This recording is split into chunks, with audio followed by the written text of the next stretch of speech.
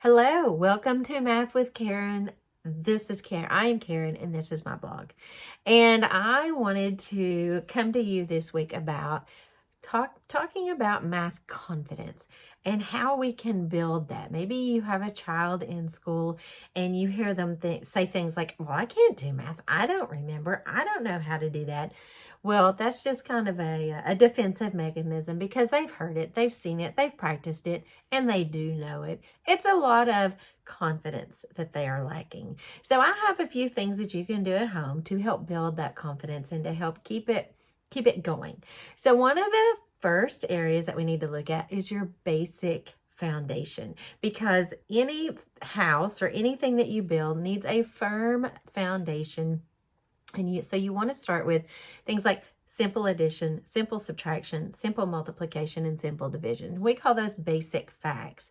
So just quizzing or flashcards or, hey, real quick, what's 2 plus 2? And how fast can you do that? Roll 2 dice. How fast can you add those together? Just basic number facts is a keystone to a firm foundation.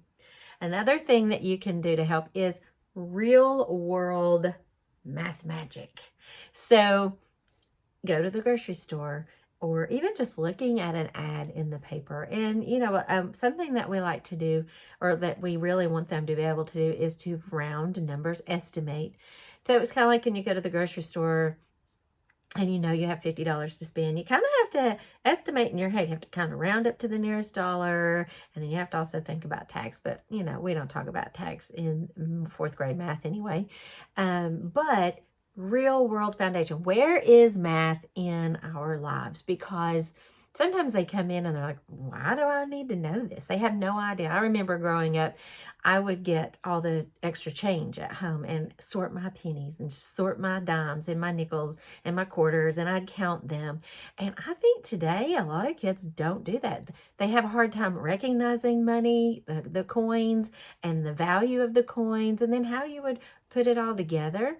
That is a huge thing that they need to know how to do. So the more involved as a parent that we can get them with money or even real life math, the more important math is going to be. And the more we ask them, hey, what do you think? Before we give them the answer is key. Time is another thing. Like, okay, we live 20 minutes away from school and it takes us, 30 minutes to get our breakfast eaten and our teeth brushed and our clothes on. So what time do we need to leave? And kind of, elapsed time. How is math important in our lives today is a great way to build math confidence and to encourage them and let them see they are using math. If they play sports, there's all kinds of math in there. Another area is to break it down. So a lot of times I'll tell my students, well, how do you eat a dinosaur or an elephant? Not a dinosaur, an elephant. And they're like, what? Why would we eat an elephant? So, at Thanksgiving, I might say, okay, so you have your own pumpkin pie. How do you eat that? You don't just cram the whole thing in your mouth. You have to cut it into bite-sized pieces. And we do this same thing with math. So math is, they might see this huge problem, but they know how to do every little step in between, but they don't want to, it's almost too big. So it's like, okay, just breathe in and let's break it down. What do we see here? What do we know? Take the steps that you understand already, and you're going to be able to do this huge math problem. Another awesome thing is games. And I'm not talking about video games, although they are probably helpful a little bit, but I'm talking about good old-fashioned board games.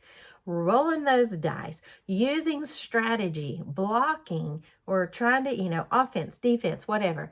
All of that right there is so crucial to building some math confidence. And you know what? It's never going to hurt them to learn how to be a good loser either, or a good winner. We got all kinds of things going on. Well, I want to take a break for just a second, because if you think these ideas are pretty good ideas that you might want to get started, I have created a guide for a growth mindset. And I'm going to link that down at the bottom, and would love for you to just grab that up where it's inside the blog.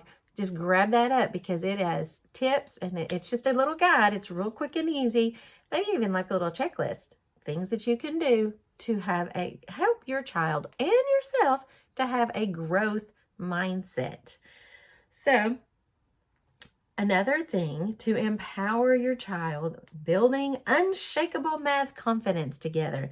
A couple of more things is relate math to interest. So if your child is interested in dinosaurs, relate it. Size, weight.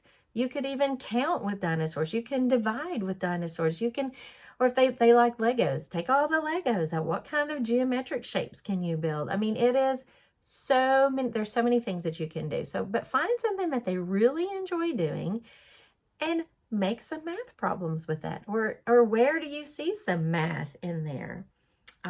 Another huge thing is celebrate those small wins. You might be so frustrated because they don't understand, but they get one little part.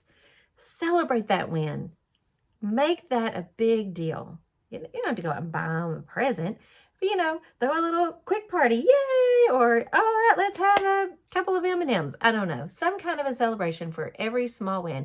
They don't have to win the whole big thing, just a little part, just to get them to continue the excitement, the confidence, the wanting to continue on learning their math. Celebrate those small wins. And one more thing is, I know, another one, math buddies. Find a friend or a brother or a sister that they are in the same class and get together and work on math. We do that a lot in class. A lot of most classes will have time to talk. We try to get them to talk math. Explain your reasoning, explain your thinking. Okay, well, you got two different answers. What are you going to do? Are you just going to change your answer? No, you don't want to do that because you don't know who's right or wrong. You can't just assume. So prove it. Make yourself, this is what I did. This is why I did it. And then a lot of times when we go back through it, we're like, oh, I see what I did. Love those moments. Love it. And the last thing I have, as far as if you need help, you can seek professional help. You've got math teachers, there's tutors, there's all kinds of things online. And I am here to help. And I really, really, really want to help. So if there is a specific area that you know off the top of your head that you're like, I have no idea how to do blank, leave a comment below. I would love to help. I will reach back out to you. I could make a blog about it. I could do some research and put it out here, because you know what? If you have a question, other people have a question as well. So just remember that building math confidence is a journey. It's not a race. It's almost like the rabbit and the hare. It is not who can get to the finish line the fastest. Some people are going to get there before others, and it's okay. It's all about the journey and what you pick up along the way. So we want to have patience, positivity, and a sprinkle of math magic for your child. And soon they will be soaring through the world of numbers with confidence and a smile. I hope that this has been helpful and that there's some things that you can take away. And don't forget, you want to get that guide that's down below, because the confidence, the mindset, the way they see themselves is a huge, huge benefit.